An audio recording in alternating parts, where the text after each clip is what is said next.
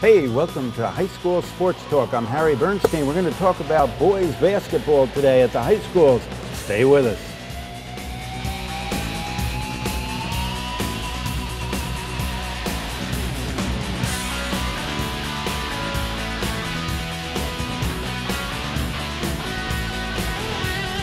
And here we are at JFK High School, and we're here with the head boys basketball coach, Chris Banos, and one of his players, Kyle Alvarez. Gentlemen, welcome to the show. Thanks for having me. Gentlemen, I'm going to ask you both the same question. If you could have dinner with a famous athlete or a non-famous athlete, anyone, living or dead, who would it be? Why would you pick that person? And what would you talk about? What would you ask them? Coach, you start. Even though he's not one of my favorite players, I probably want to eat dinner with Kobe Bryant, just to learn. Ask him questions about how he proceeds things in practice, what's his thought process, and maybe that's something that we could, give on to the kids and things like that. There would be a lot to learn from him. I mean, he has become one of the best, I guess, of all time now. Right. Really. Who would you pick? I would have to pick Michael Jordan, just because he's the best at the game of basketball, and I would just like to understand what he did to get there and how he worked to become how great he is. That's a good point, because he started out getting cut on his freshman team. You may know the story. And he went home in tears, and he just kept working and trying out, and then unbelievable what he did, what he was able to do, learning the jump shot from the outside and driving and hanging in the air. Can you hang in the air yet?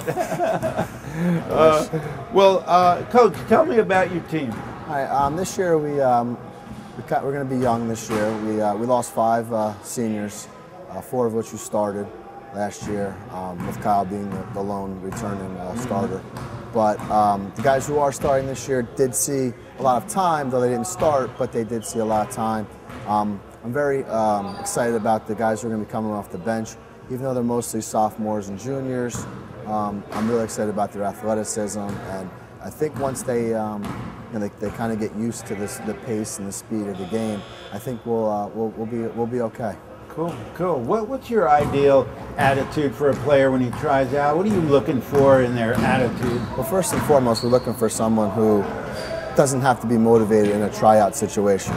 You're basically getting a couple days to prove how good a basketball player you are. So if you have to be motivated, then you probably isn't someone that we would need on our team.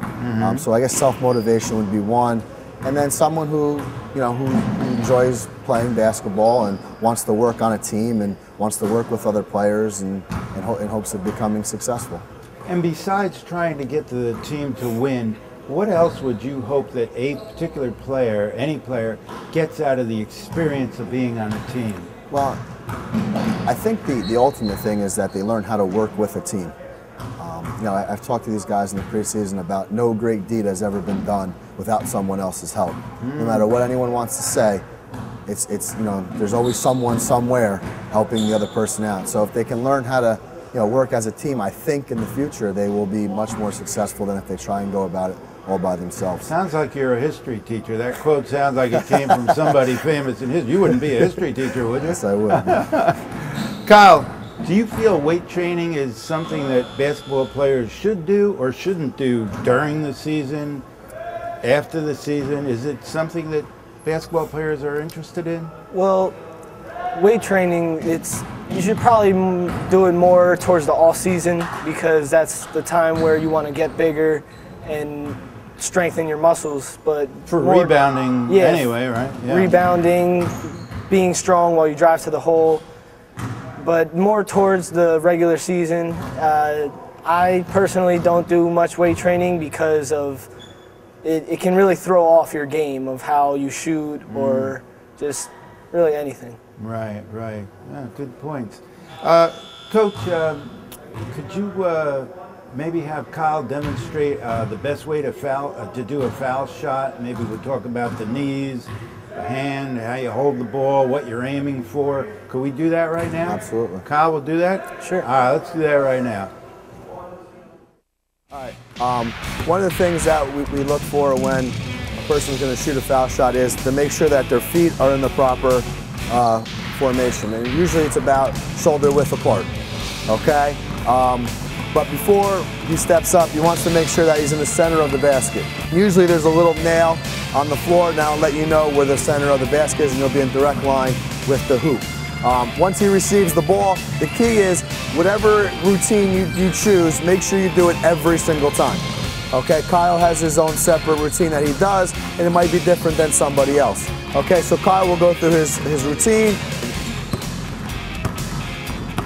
Now, before he shoots, he'll focus his eyes up on the rim.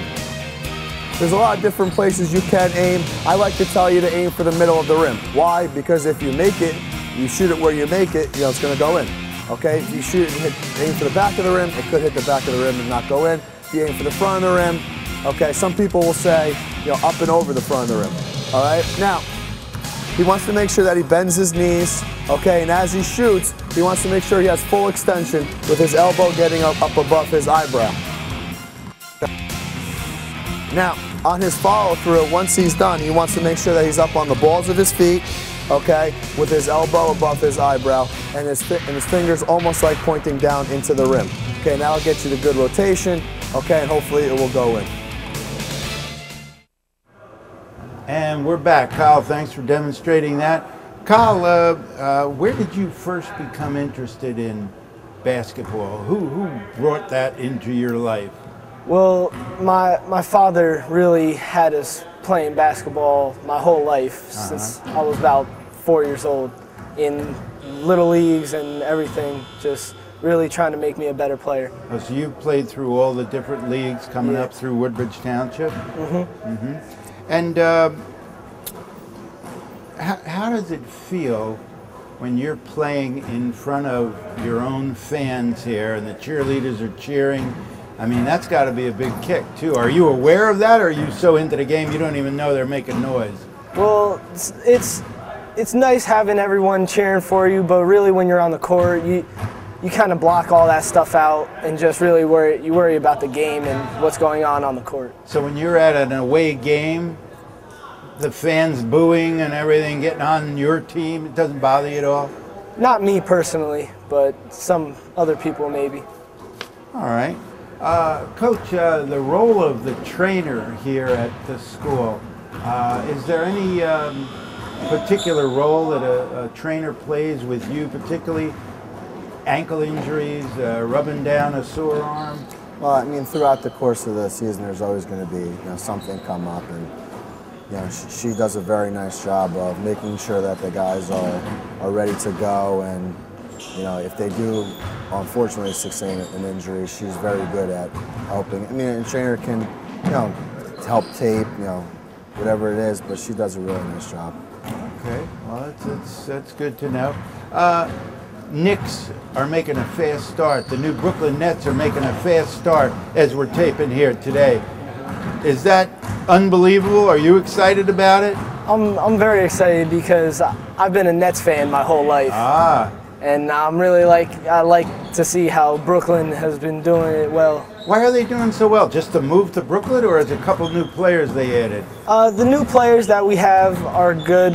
Joe Johnson and Darren Williams really, I think, are a good backcourt for us. And our bench has really came into a big part for our team. So you're planning on maybe getting over there one day, the new Barclays Center, or what? Hopefully. That's a bit of a trip now, right? Yeah. Oh, man. What about conditioning, Coach? What do we do for conditioning here on the courts here, or is it just play in practice? I mean, in practice we try to stay away from just having them run back. I mean, there are occasions where we do make them just run, but for the most part we try and do it through the drills that we do. Try and make them simulate them as if it's a game-like situation. What we've also been doing this year is we've been dedicating the last 15 to 20 minutes or so of practice, and our JV coach has put them through some drills that he thinks are going to help them once the season starts. And I think so far it's working, and we seem like we're in better shape than we've been. But the big thing for someone is just to make sure that they practice everything at a game speed. So the game, practice is easier than the games. That's how you become successful. Yeah. Game looks easy compared to the rough practices, right? What do you do to get up for a game? It's just about game time. How do you get yourself psyched up? Well, I like zoning out, listening to some music, and just really think about what I'm going to do on the court and how I'm going to help my team. And what kind of things do you think about? Like, I'm going to improve my my move to the hoop today, or? Well, I just try to think about how I'm going to be better every game and just do what I can to help my team win. Okay, well, gentlemen, I want to thank you both for sharing and being with us. Good luck to your team this year. Thanks for watching here at JFK, everybody. We'll be right back with another school and another team. Stay with us.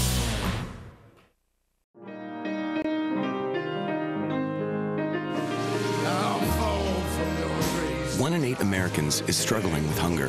Who's the 1 in 8 in your life? You can help. Find your local food bank at feedingamerica.org/1 in 8. And we're back. We're at Woodbridge High School, and we're talking to the Woodbridge boys basketball coach, Matt Giello, and one of his players, 6'6" small forward, Jared Pearson. Guys, welcome to the show. And let me start you off with a question, and I'll ask you, Jared, first. A boy the other day, maybe 2-3 weeks ago in college, scored 138 points. When you heard about that, what were your thoughts? Well, I was just shocked because that wasn't that an NCAA record. Yeah, because new record. I also think that's very selfish for a player, though, to have 138 points.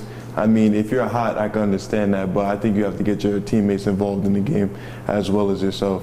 But that's just, it's crazy. I think we'd have to know more about what was going on because they must have kept feeding him the ball. So yeah. I don't know. What about you, Coach? 138. What'd you think? I actually I've seen the style that they play. It's Cornell University. The head coach Dave Arsenault out there. That's their system. They only play 3 guys on defense. If you ever really watch them, they leave 2 guys at half court. That is unbelievable. They have to shoot within 10 seconds of the shot clock. So it's kind of in their system to get a lot of shots up, and if a guy's feeling it that night, I guess he's going to have the opportunity. He's going to let him fill it up and do it that way.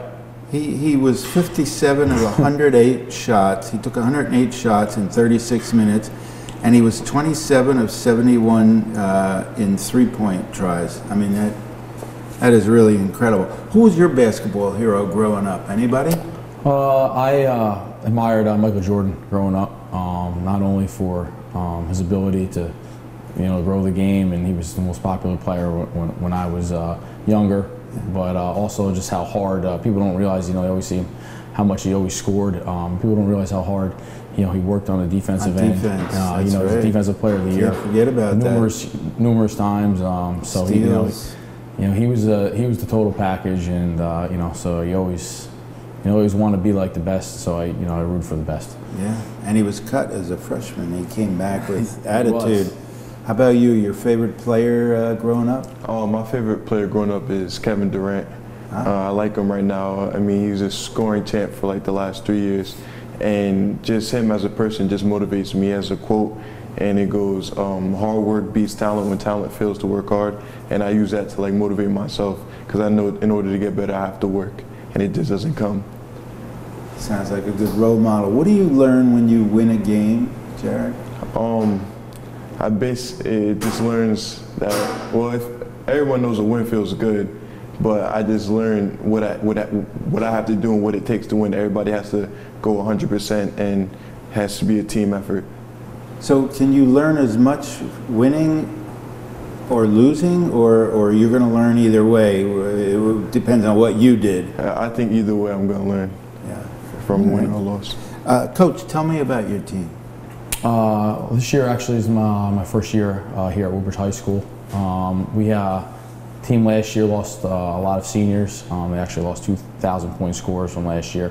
However, this group, when I got them in the summer, they worked extremely hard in the summer.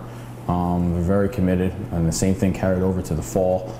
We have a good group of seniors as well, including Jared here, that they want to win, they want to have a successful season, and they have that attitude right now that they have to do everything together, and if they do that, we can have a successful year, and they're not they're very unselfish. We're mixing in a couple of younger guys, especially some sophomores right now to mix in with these seniors that they've been very supportive of and trying to help them and guide them along.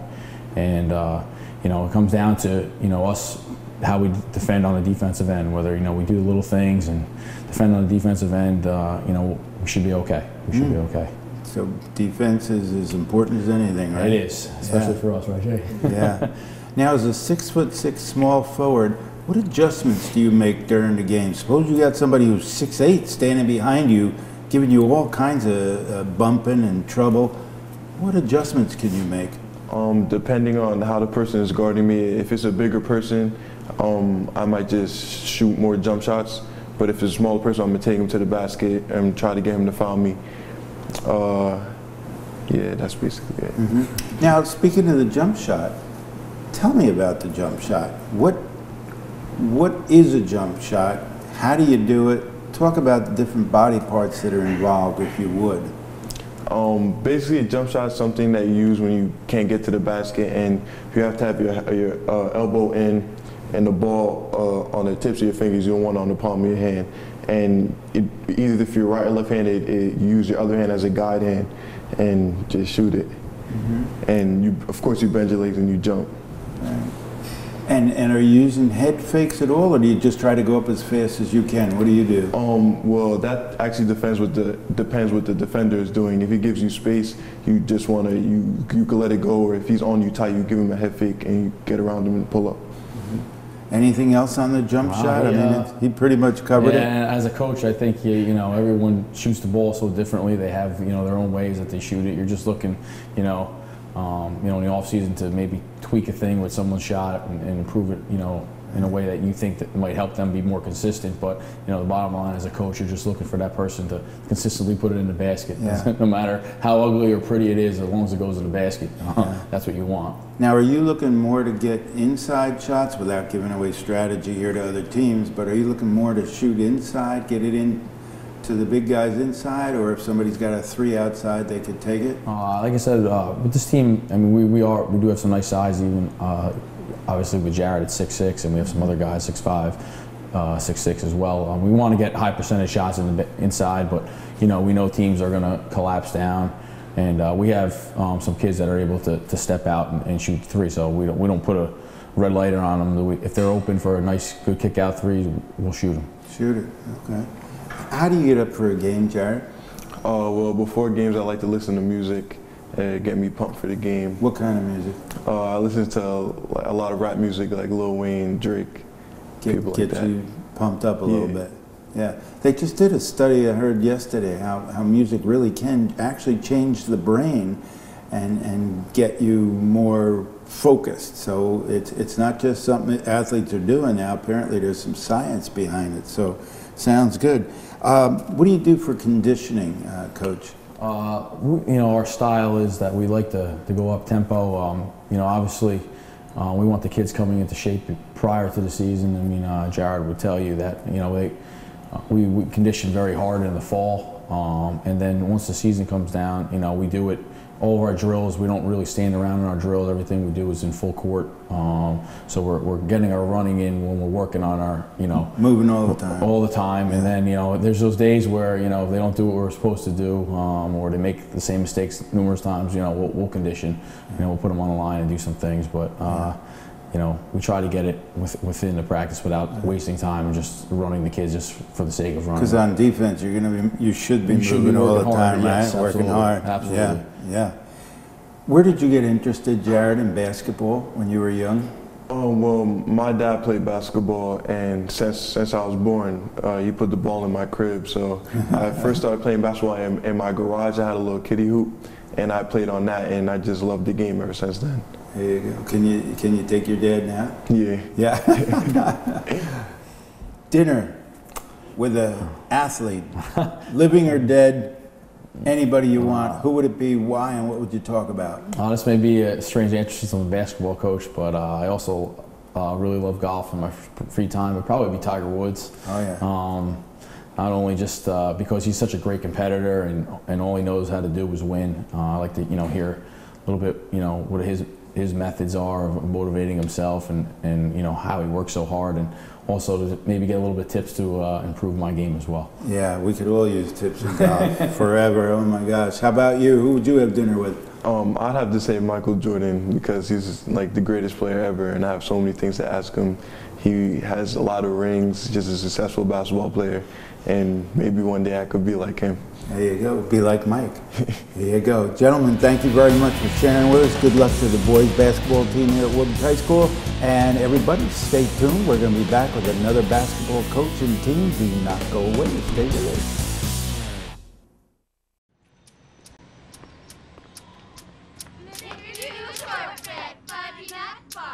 The smallest moments can have the biggest impact on a child's life. Take time to be a dad today. And we're back. We're here at Colonia High School with the boys coach. We have Chris Chiera and his senior captain, Blaurat Thompson. And welcome, gentlemen. Welcome to the show. I just want to start off, before we start, I want to congratulate the volleyball girls that made All-County from Colonia right here, Leah Lumang and Danielle Sika. Congratulations. And from Woodbridge, Faye Castellanos. And from JFK, Christina Maglione. Congratulations for making All-County, girls. Coach, how do you psych up your team before a game starts? We motivate our team, or I motivate the team, myself and the coaches, just trying to instill in them how hard they work to get to those points, from the summer, from the season, for practice, just giving them that confidence, and also just letting them know, these are the opportunities they get as far as playing in front of their family, their friends, and usually that just alone gets these guys pretty motivated to go play in a game in front of their, whether it's a home crowd or a hostile visiting crowd if we're away. That sounds good. Rod, how do you get yourself psyched up for a game personally? We go through the warm-ups real hard. We get a good sweat going, so everybody's like ready to play the game. And the music sometimes helps us stay focused. The music. What kind of music do you put on? Something that's loud, energetic, gets us hype. What position do you play? I play the 5, so I'm a center. And what's your role on offense and on defense in that position? On defense, I try to help out my teammates, try to be in help. And on offense, I try to help out as much as I can, do the right things, set the right screens and stuff like that, make sure everybody's under control. And bang the boards at all time, I guess. At all times. Yeah. Coach, is it important to learn a layup with the opposite hand? Very important.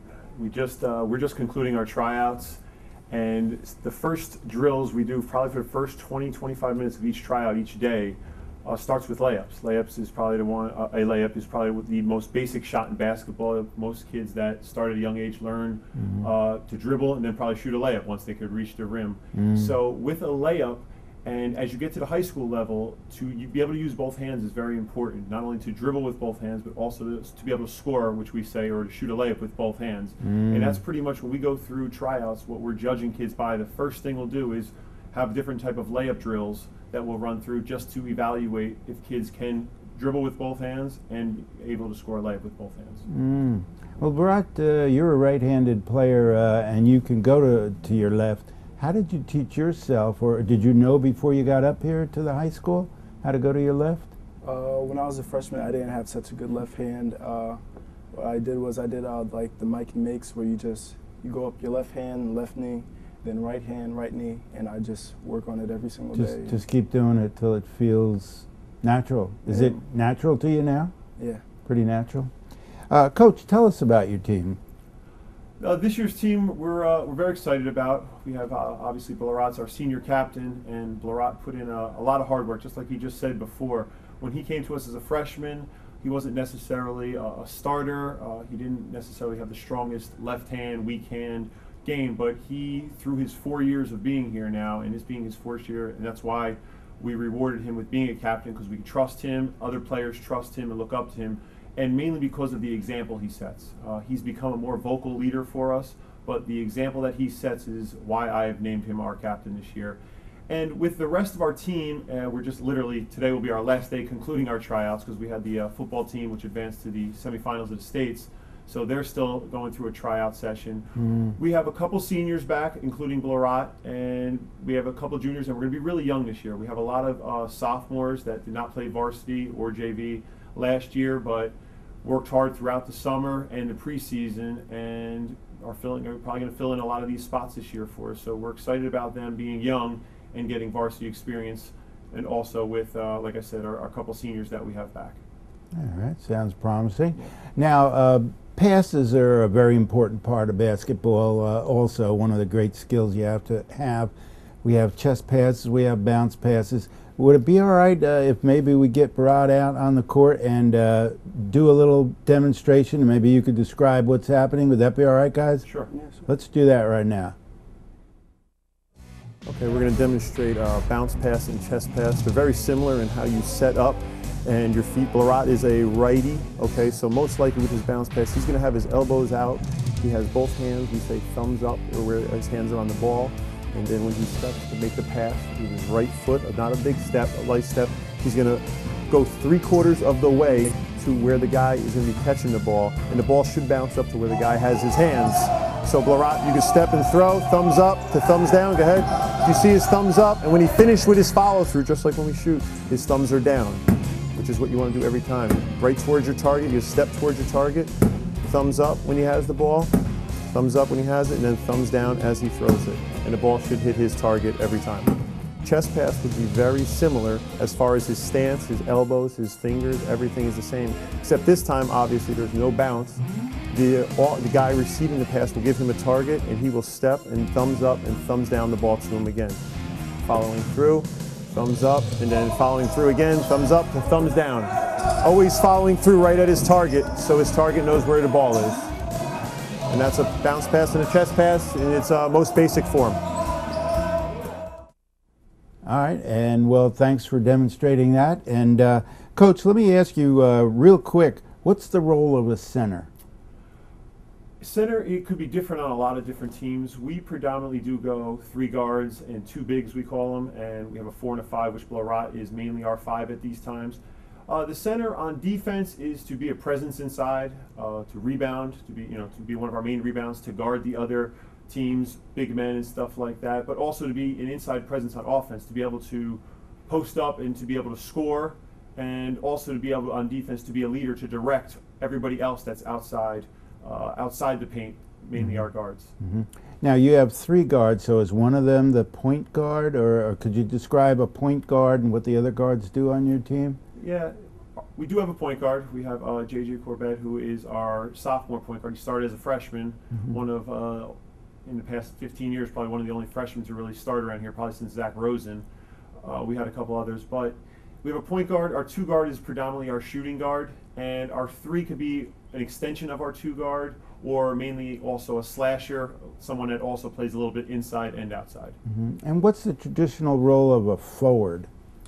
Forward is, again, a little in between the 5-man, which is our center, and not as athletic enough or guard-minded enough to go outside and play the perimeter. Though in our concept, in our offense, a lot of times our 4s will step out when we say step outside the paint, where they'll extend to shoot jump shots, because we have some kids that are very athletic to do that. Even Blaurat at sometimes will be able to step out because he can shoot a good 15-foot jump shot. So he could extend and play the 4 for us also sometimes.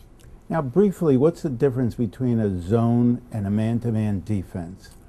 Well, in a man-to-man defense, just the words itself, you pretty much are responsible for the man you are guarding. Though in the team man-to-man defense, you're also helping your teammates out. In a zone, you're pretty much responsible for an area. So that's pretty much, those are simplified, that's the main difference. Now, Bharat, if you're playing man-to-man, what's the best way? I mean, how do you actually, let's say I'm coming at you with the ball, how do you actually keep me, or let's say I don't have the ball and you're trying to play man-to-man in your area, how do you keep me within a certain zone, I shouldn't use the word zone, in a certain area as you're doing man-to-man? Well, if you don't have the ball, that means I'm probably like denying you or maybe in help, depending on where the ball is. I keep sliding my feet to make sure that you're in front of me. if you do have the ball. So keep your feet moving, and do you watch any particular part of my body to keep me in touch with you, like? Yeah, sometimes I watch their hips because that shows like where they're going. That's true. That where the hips are going is where he's going, right? Yeah. Talk about the different plays that you might use when you call them in real briefly. We've got about a minute left. How many plays do you have, and how do you call them? Well, we have a number of different plays. We have a lot of our system has come from Coach Ken Pace, who is now our principal, who is here, who I played for and who I was an assistant coach under. A lot of his system we still have implicated with tweaks here and there and a couple things that we've added, but we name it anywhere from numbers to names. We have a lot of motion offensive stuff, which means it's not designed for one specific person. It's, you know, we run them through, we go through the motion, and whoever has the best opportunity to score will pretty much get that opportunity. All right. Well, gentlemen, thank you very much. Good luck to the Patriots this year. Folks, thank you very much for watching High School Sports Talk. I'm Harry Bernstein. Make it a great day. We'll see you next week.